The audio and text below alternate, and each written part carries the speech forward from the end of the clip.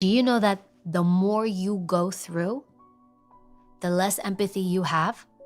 So you would think, let's say you've been through your hardships, you would think that because you've been through that stuff, you would have more empathy. But as you rise through the ranks, you actually have less empathy because you've been through it, you've overcome it, and you kind of look at people like, can you please get it together? So, yes. And if you think about it, it makes sense because it's like, get through this. I've gotten through this.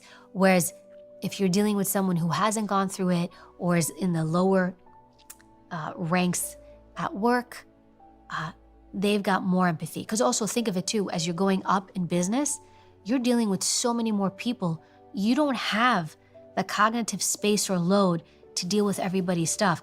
So sometimes when people come to me, my boss, and my response is, do you know how much your boss is probably juggling? It's not that they're a jerk. They're instrumental. They're just trying to get stuff done. And you, being where you are, kind of lower in the hierarchy, you're not dealing with as much, trying to juggle as much.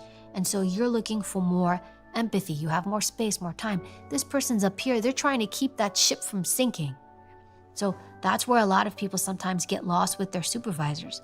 So it's interesting too, because, I even noticed that for myself. I try to have empathy, but there's moments where you're like, man, it can be, you want to control it on the inside, but be like, there's times where you're like, can we please just get it together? Like it's not that big of a deal.